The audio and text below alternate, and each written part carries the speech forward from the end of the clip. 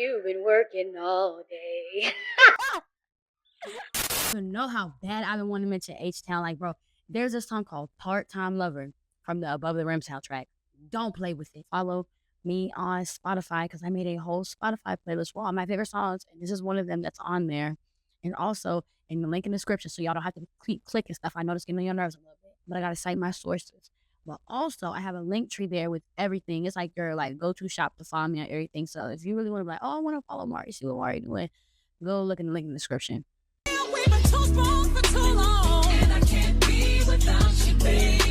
Hi, everybody. Welcome back to Black Boy Band Archives. Today, we're going to be talking about exploitation and the three types of exploitations that Black boy bands go through.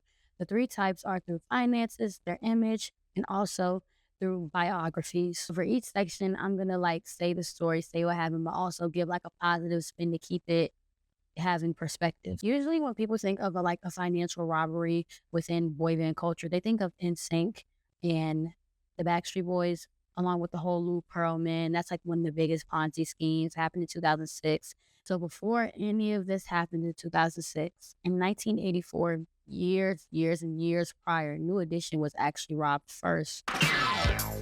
So in 1984, New Edition just got off their Candy Girl tour. They just did the tour, promotion, all these things. You have to remember, they're little kids. They signed these corrupt contracts due to lack of financial literacy and just because the contracts were corrupt. So the movie showcased them all, the little BET Plus series, which is going to be referenced a lot today in this video, shows that they were all living in poor areas. And usually in poor areas, there's a lack of financial literacy.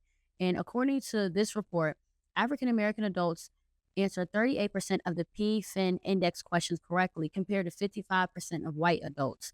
African Americans scored the highest in areas of borrowing and debt management, but scored lowest on questions relating to insuring.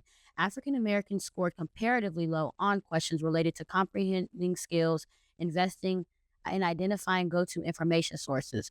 The report states that low levels of financial literacy in insuring and comprehending risk are especially troubling. But all that just sums up that there's a financial gap for Black people when concerning anything with finances, financial literacy, and resources they can have. New Edition, this was a setback for them, but they still were fine. They went on to be one of the most successful boy bands of all time. Link to my last video if you want to know how much.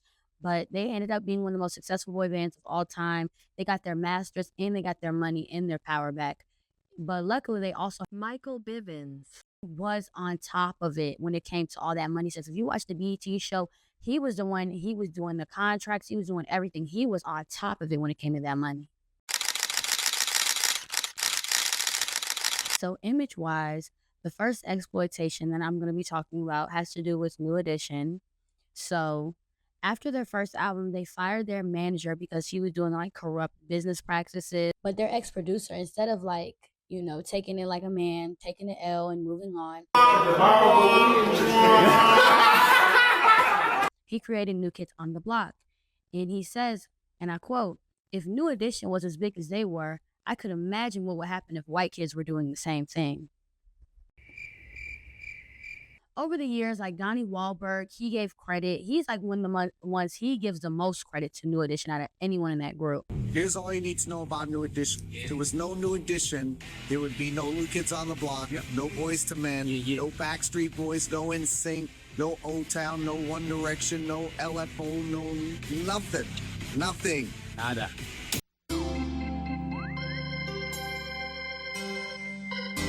So the next group I'm going to be talking about is H-Town. And in 1997, H-Town as a group, but let's be for real, it was Dino. They wanted to make an album that was dedicated to women. They had a very sexual, lustful kind of image. And Dino, he was becoming a father, so his life was changing. So he also wanted to show that in his music. So the album was called Ladies Edition's Women's World. Understand that the music industry, it's about politics, what's selling, sex sells, all these things.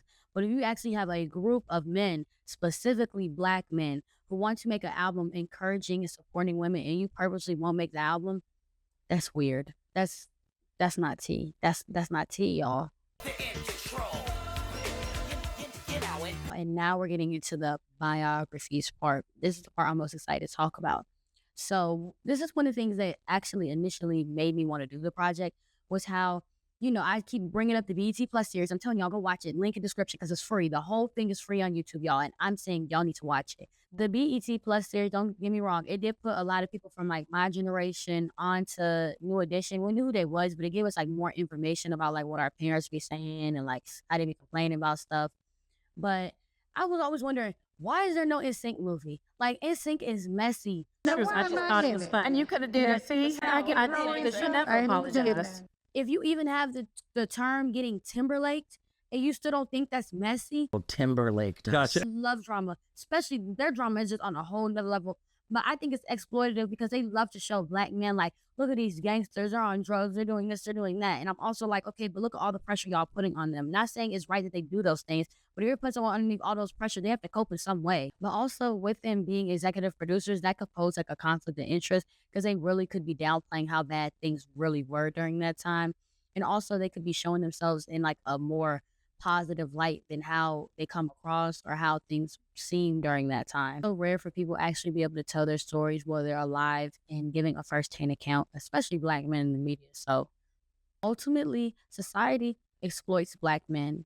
So I'm not surprised that the music industry does the same thing. All like New Edition, H-Town, but specifically New Edition in this exploitation instance were dealt a bad card. But instead of, you know, they took their loss. So sometimes, you know, everyone got to take an L.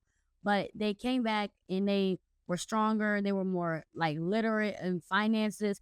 And look at them now. They're in Las Vegas doing the residency. Like, name your favorites doing that. Exactly. 30 years, 40 years.